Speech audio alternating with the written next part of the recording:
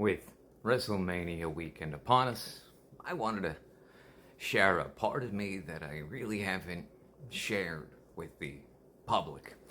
I've shared it with a few close friends, and that's about it. I kind of never know where to begin with this, so I'm going to take advice from the Lewis Carroll book, Through the Looking Glass, and the King of Hearts says the best way to tell the story: start at the beginning, and when you get to the end, stop. My first WrestleMania was WrestleMania 9 because I was lucky enough to watch Monday Night Raw on a little, it's like a 9-inch, maybe even 10-inch, little limo TV. And this is January 11th, 1993. And I became hooked. And I'd watch one or two with my dad, but I got into it more than he did. It seemed to be a trait in my life, but not for now. But you see, my love of wrestling would have me get a visit from the FBI and meet people that I would never have ever imagined meeting. But I want to address a couple caveats. I don't want to be mentioning names, and I'm not going to be mentioning names. The most I'll do is mention a promotion. But to do name dropping is to, I don't know how you feel about them, because I'll be expressing some personal stuff, and it's not really important how I feel about them. And it's also important, something I didn't realize, and I will tell you later about, is that name dropping is not gonna make me look good. It's about making the other person look good. I don't need to put myself over here. I'm just sharing a story with you. So, here it is. I find wrestling hotlines as my gateway into it all. I find this fascinating. We're hacking pagers, we're hacking phone lines, and amazing stuff. A story for later. But what this does lead for me is to find out that a indie show is being run using the name of another promotion's pay-per-view that weekend. And when I made a call to find out if the people selling the tickets were aware of this, I got an answering machine. And about a day or two later, I get a call from this guy. And he goes, "Hey, what are you up to?" Not much, man. What are you up to? "About 380. What are you up to?" "Oh, this is a threat." "That's awesome. Cool. What do you need, man?" Because understand, this isn't like me playing it off being cool.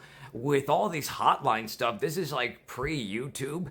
And so it's drama there too. Everyone's doxing people, calling people, harassing people, trying to be telephone tough guys. So getting a call with a guy harassing me on the telephone is absolutely nothing new for me at this point.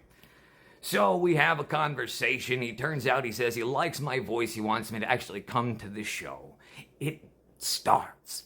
So I go to this wrestling show, and I'm going to tell you right now, I've been extremely fortunate to see a huge change in wrestling, because where we are today in terms of the health of the talent themselves and the way they use their free time and the way that they are cared for, also to see the birth of the internet, then watch as the business try to figure out what the hell it's supposed to do with this newfound device here, and then the full adoption and acceptance of it. Now, understand that my first time in a wrestling ring was 15 years old, and I was called down there, and I had the paper signed to give the permission for me to go out there. And I'm a theater guy, and so I wanted to be a showy guy. And this wasn't the right move. Anyone who knows better, you see, because the role of the announcer is to serve as your tour guide.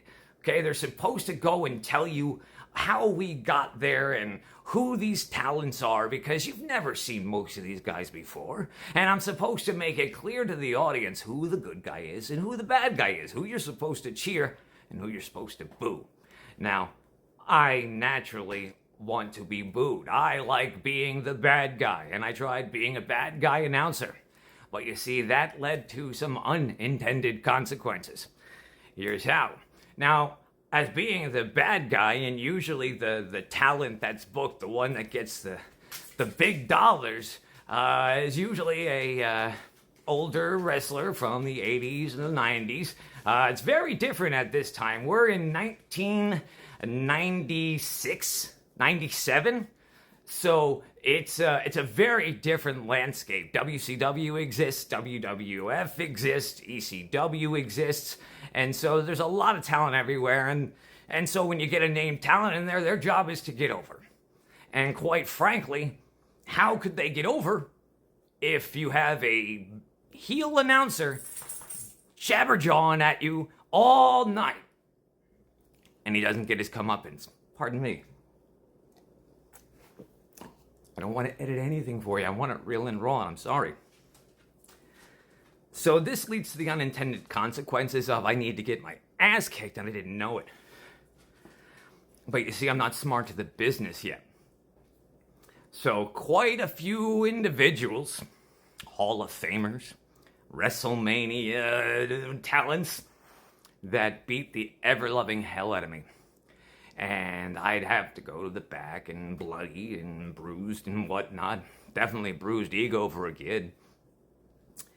And I get the handshake and oh, thank you, brother. It was really good working with you. And it's like you want to say something, and that won't fly in today's wrestling for the most part. But that was just part of it then. Now you gotta understand something, how available wrestling schools are to you guys. This guy that was at that show was trying to have me give him $200 just to teach me how to ring announce. Excuse me, wasn't he just doing that? You're gonna teach me? He tried to claim he was at WrestleMania under a mask, but we all know who was under the mask for real.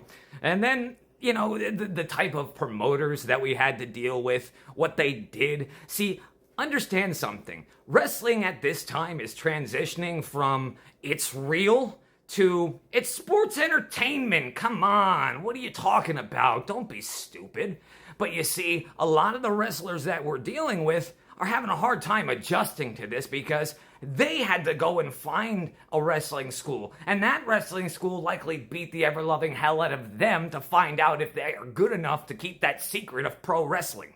And then on top of everything else, they're starting to break in, and now they're starting to, as they get into the business and getting their ass kicked and paying their dues, and then they run up to people that are doing it a little easier than them, and that's confusing. What do you, huh?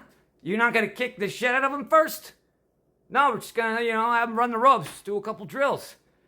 It's a very, very, very different world, and for the better, obviously. But it was a huge change. Now, I have so many different parts of this story to talk about, including people I've helped in the business. Again, I'm not going to name the names, but I'm just going to simply mention how it happened and what came of it. But I will also say this, I can confidently say that anybody who's ever run across me in the wrestling business or has seen the dude backstage with the cane, I can't say anybody who has any issues or beefs with me because I'm a giver. I always made sure to give and support because they, at the end of the day, no matter how much time I put out there as an announcer, I was never one of the boys. I was never putting my body on the line like they were. They go through car wrecks every single night. And it's something to applaud. But hey, I hope to catch you again soon. And in the meantime, please appreciate and acknowledge how awesome now is. It's a way different than mine now, but I hope your now is just as awesome. If it's not, work on it. Talk to you soon.